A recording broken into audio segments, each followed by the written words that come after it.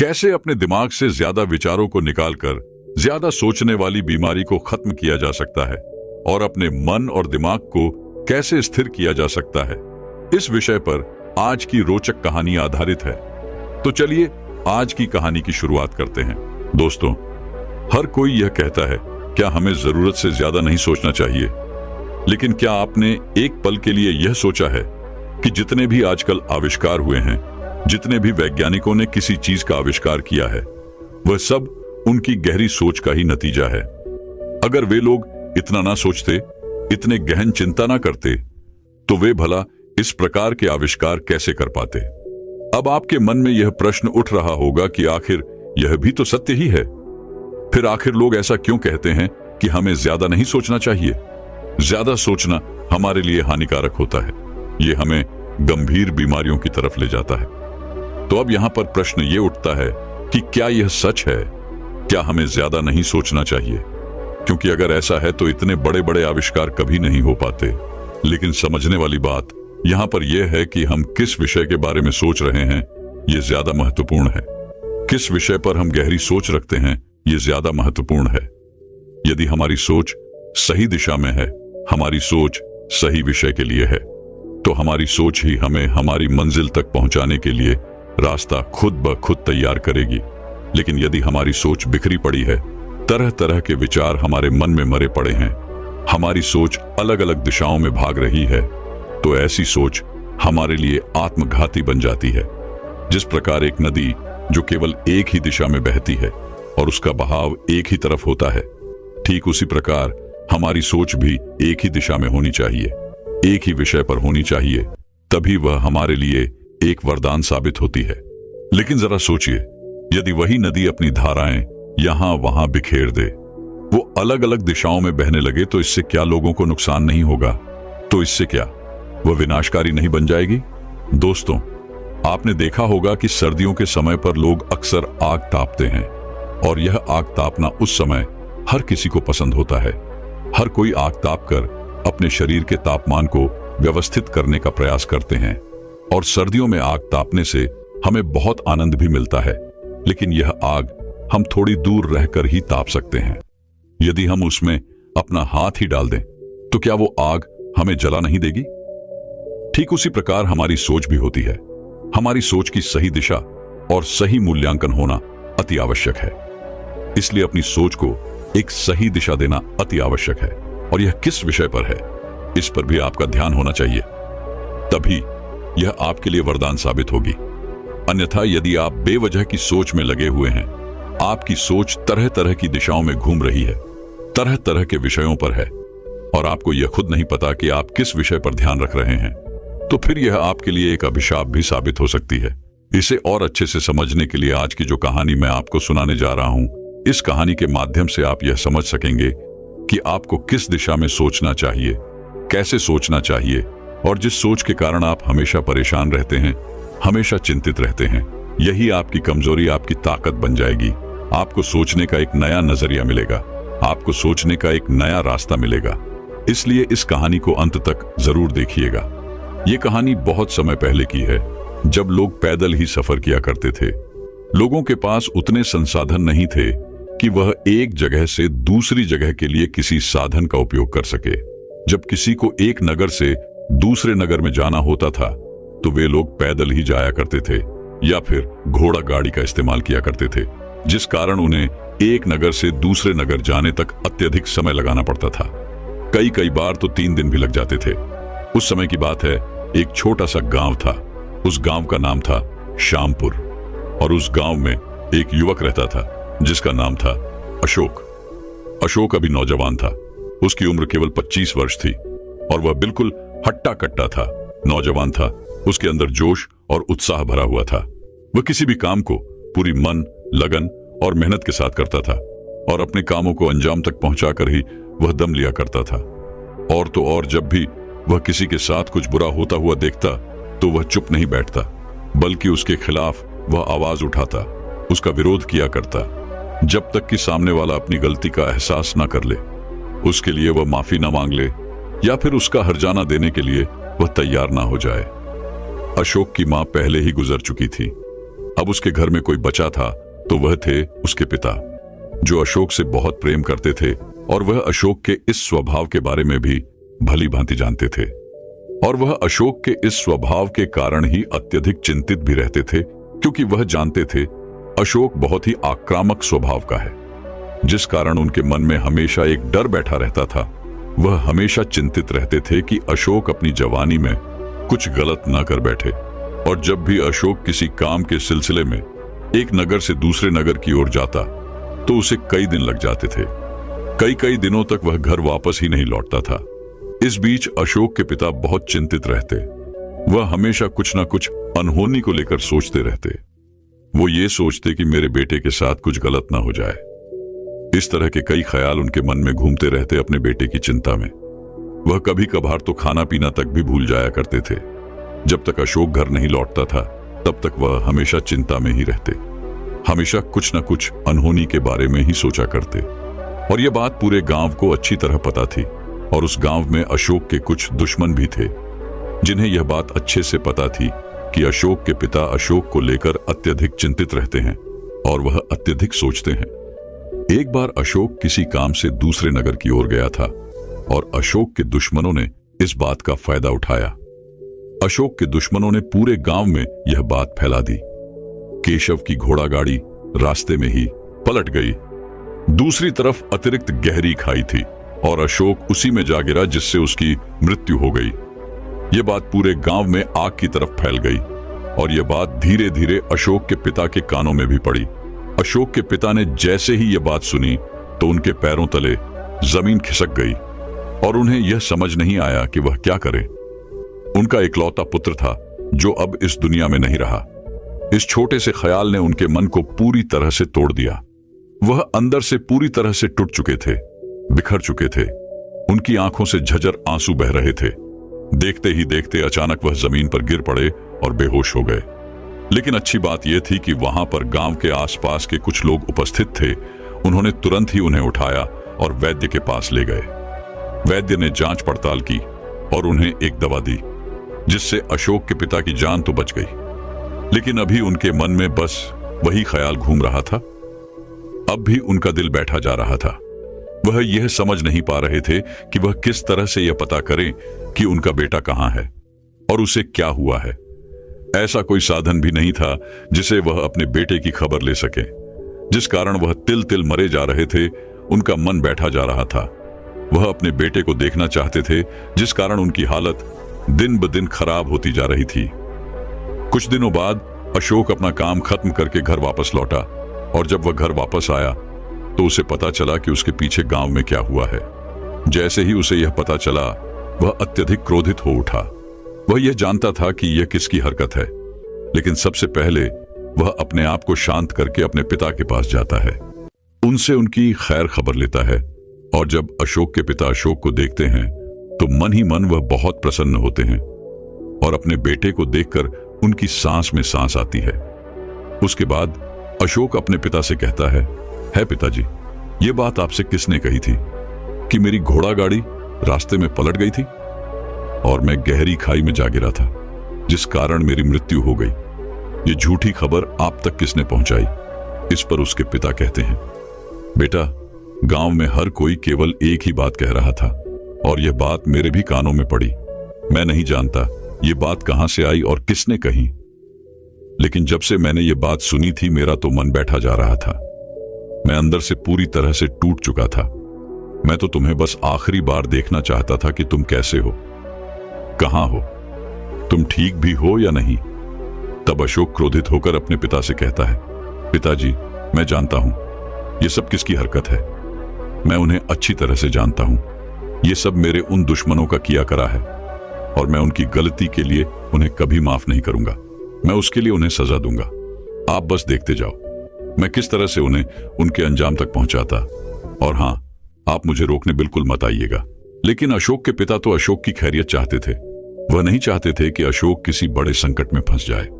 इसलिए अशोक के पिता ने अशोक के सामने अपने दोनों हाथ जोड़ते हुए अपने बेटे से कहा, नहीं बेटा, मत जाओ, रुक जाओ। यदि तुम्हें कुछ हो गया तो अब मैं सहन नहीं कर पाऊंगा। तुम्हारे बिना मैंने इतने दिन कैसे काटे हैं यह मैं ही जानता हूं। मेरी बात मान लो, मत जाओ। मैं तुम्हारे बिना जीवित नहीं रह पाऊंगा। मैं तुम्हारे सामने हाथ जोड़ता हूं, मेरी बात मान लो। अपना गुस्सा थूक दो, मत जाओ। अपने पिता की यह हालत देखकर अशोक की भी आंखों में आंसू आ गए और उसका सारा गुस्सा पल भर में ठंडा हो गया। अब अशोक को अपने पिता की चिंता सताने लगी थी। वह यह समझ चुका था कि उसके पिता अब पहले की तरह नहीं है, उनकी हालत पहले की तरह नहीं है। इसीलिए वह अपने पिता को लेकर एक दूसरे नगर जाता है जहां पर एक बड़े वैद्य रहा करते थे।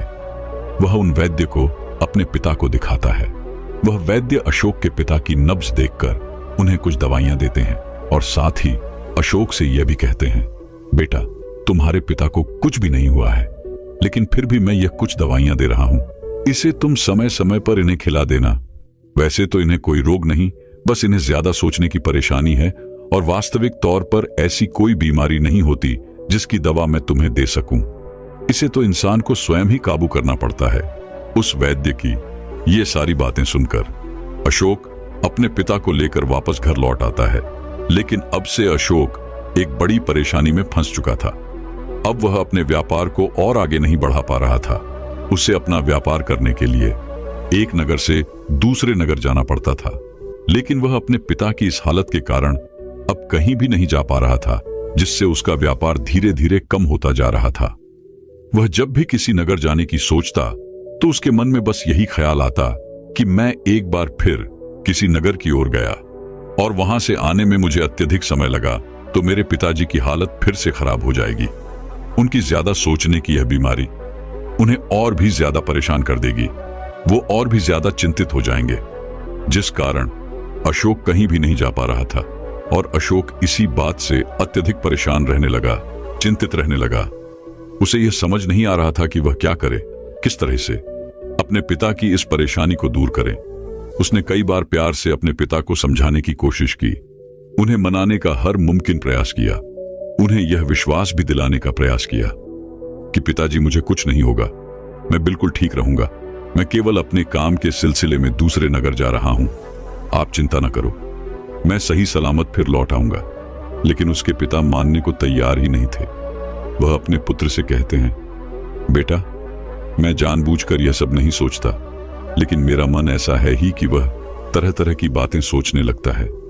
न जाने क्यों मैं खुद को रोक नहीं पाता और मेरे मन में न जाने कैसी कैसी अनहोनी को लेकर विचार उत्पन्न होने लगते हैं, जिस कारण मैं और भी ज्यादा परेशान हो जाता हूं, मैं और भी ज्यादा चिंतित होने लगता हूं और फिर जब तक मैं तुमको नहीं देख लेता मेरे मन को चैन नहीं आता।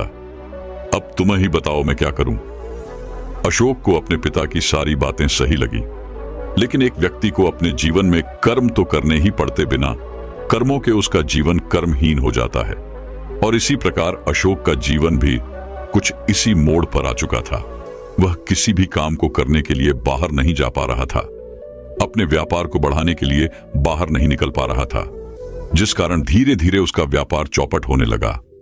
अब कोई भी उसे कोई काम नहीं सौंपता था, जिस कारण अशोक बहुत ज्यादा चिंतित रहने लगा था, बहुत परेशान रहने लगा था। तभी एक दिन अशोक का एक मित्र अशोक के पास आया और उसे कहने लगा, मित्र, मुझे पता है तुम पर क्या बीत रही है। तुम्हारे पिता अत्यधिक सोचते हैं, वह अत्यधिक सोचने की बीमारी से ग्रसित है। इसलिए मैं चाहता हूं कि तुम पास ही के गांव में एक बौद्ध भिक्षु है, उनसे जाकर मिलो। वह तुम्हारी समस्या का समाधान अवश्य करेंगे।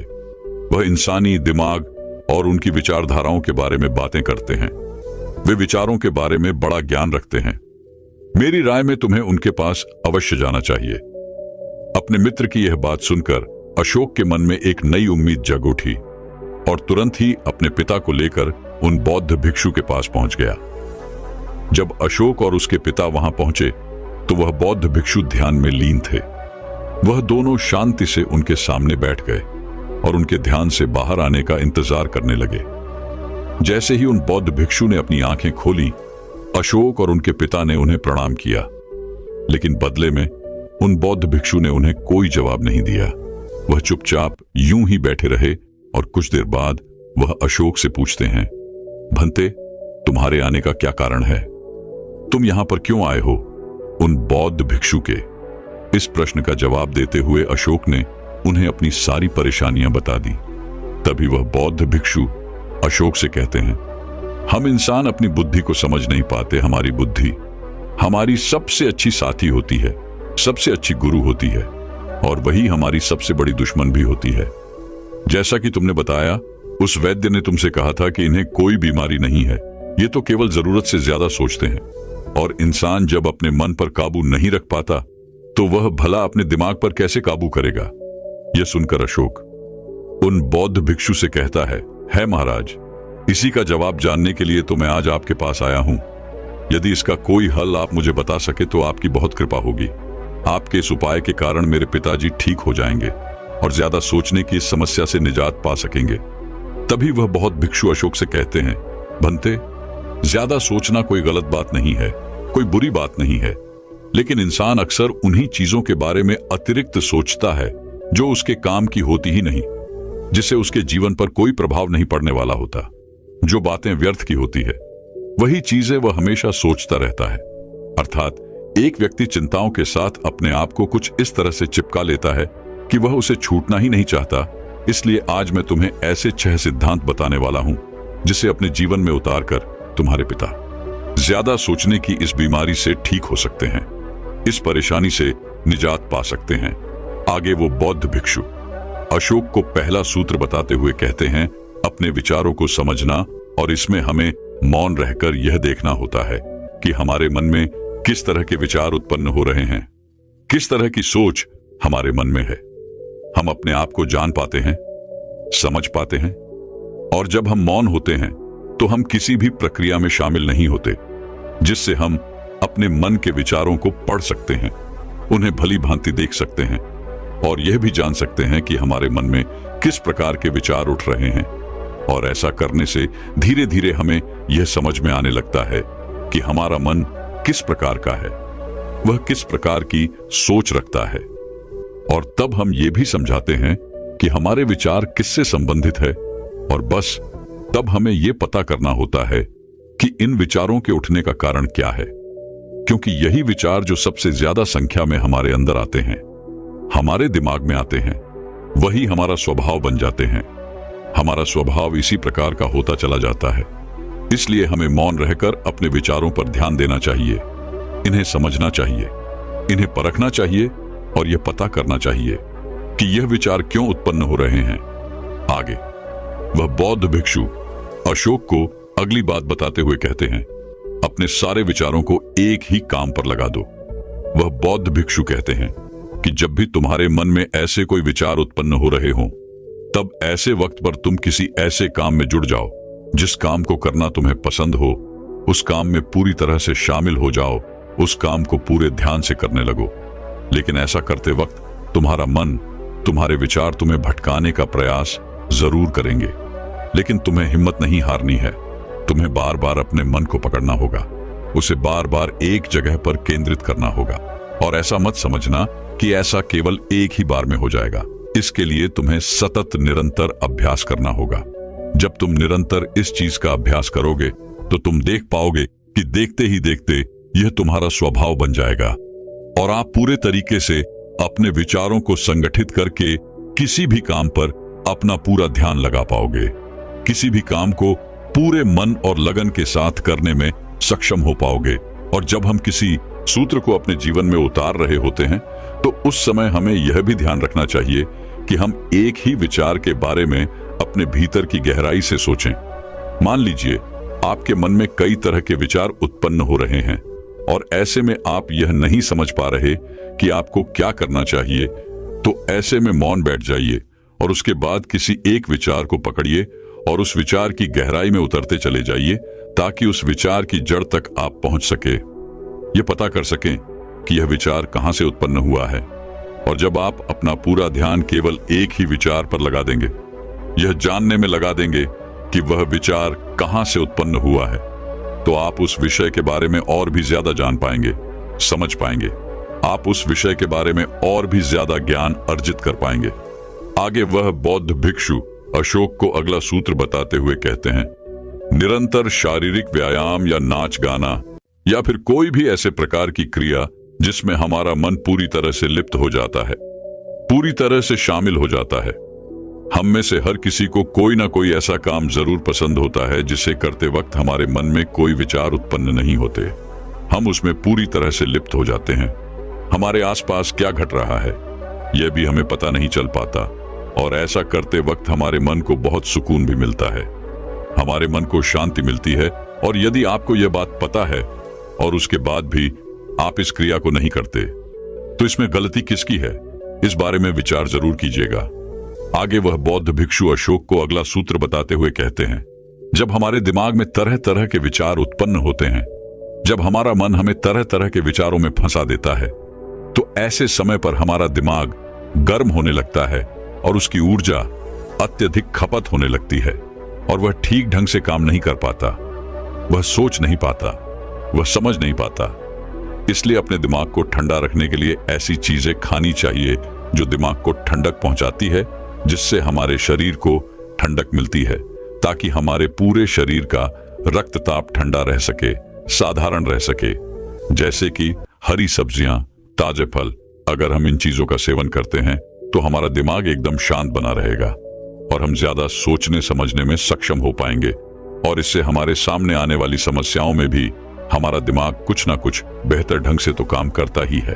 आगे वह बौद्ध भिक्षु अशोक को अगला सूत्र बताते हुए कहते हैं, इधर उधर की बातें सोचने से अच्छा है कि हम अपने विचारों को एक रचनात्मक कार्य पर लगाएं, क्योंकि इधर उधर की बातें सोचने से कहीं अच्छा है कि हम किसी ऐसे कार्य में जुट जाएं, किसी ऐसे कार्य में लिप्त हो जाएं जिससे हमारा मन एकाग्र हो सके और उस कार्य में कुछ ना कुछ क्रियाएं हो रही हों, कुछ ना कुछ रचना हो रही हो जिससे हमारे मन को खुशी मिलती है। जैसे कि आपने देखा होगा कि कुछ महिलाएं सिलाई करती हैं और जिसमें उनका पूरा ध्यान लगा होता है, इसलिए उनके सहारे उनके सारे विचार उसी काम पर लगे होते हैं और उसमें रचना भी हो रही होती है। इसी कारण वह अपने मन को शांत भी रख पाती है, क्योंकि उनका पूरा ध्यान एकाग्र होता है, उस कार्य पर होता है, उस रचना को निर्मित करने में होता है। इसी तरह हमें भी अपना ज्यादा से ज्यादा समय बच्चों के साथ बिताना चाहिए, क्योंकि जितना समय हम बच्चों के साथ बिताते हैं, हम खुद भी बच्चे बन जाते हैं और ऐसे समय पर हम बहुत अच्छा महसूस करते हैं, हम अपने आप को खुश महसूस करते हैं। बेकार की चिंताओं से दूर हम अपने मन को एकाग्र कर पाते हैं, उनकी हंसी में, उनकी क्रियाओं में हम पूरी तरह से लिप्त रहते हैं। हमेशा बस ये समझने की जरूरत है कि ये चिंताएं सब बेकार की बातें हैं, क्योंकि जो होना है उसे कोई नहीं टाल सकता, वह तो होकर ही रहेगा, आप उसमें कुछ नहीं कर सकते। आपका कर्म है प्रयास करना, और उसके अलावा आप कुछ भी नहीं कर सकते। आप कर्म कर सकते हैं, लेकिन उसके बाद का जो परिणाम है वह आपके हाथों में नहीं है, और जो हमारे हाथों में है ही नहीं, उसके लिए व्यर्थ चिंता करके क्या फायदा। इसलिए भगवान श्री कृष्ण के द्वारा कहा गया, यह एक एक शब्द अपने मन में अवश्य हमेशा याद रखिएगा, जो हो रहा है अच्छे के लिए हो रहा है, और जो होगा वह भी अच्छे के लिए ही होगा। जो बीत गया उसे भूल जाओ और अपने वर्तमान पर अपना ध्यान लगाओ। दोस्तों, आपने देखा होगा आज के समय पर हर घर में कोई ना कोई एक ऐसा व्यक्ति आपको जरूर मिलेगा जो डिप्रेशन का शिकार है, और यह बीमारी केवल ज्यादा सोचने की वजह से होती है, जिसके लिए हमें तरह तरह की दवाइयां खानी पड़ती हैं।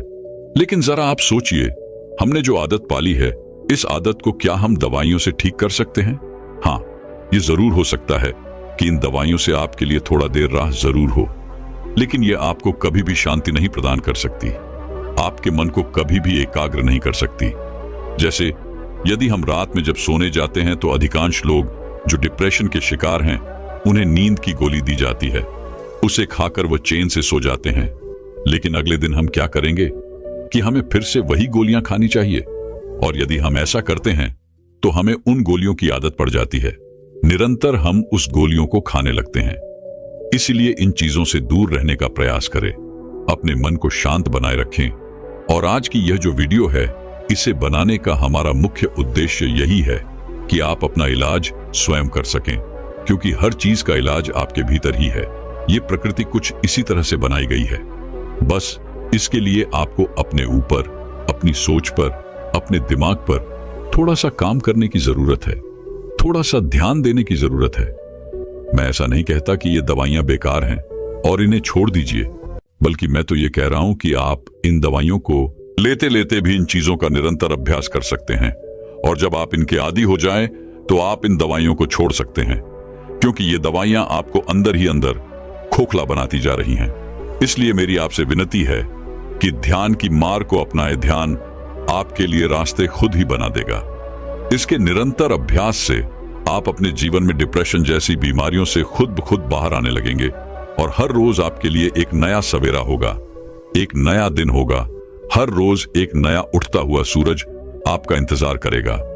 मुझे उम्मीद है कि आप मेरी इस बात को अच्छी तरह से समझ गए होंगे, और यदि आप सच में हमारी बात लोगों तक पहुंचाना चाहते हैं तो इस वीडियो को शेयर जरूर कीजिएगा।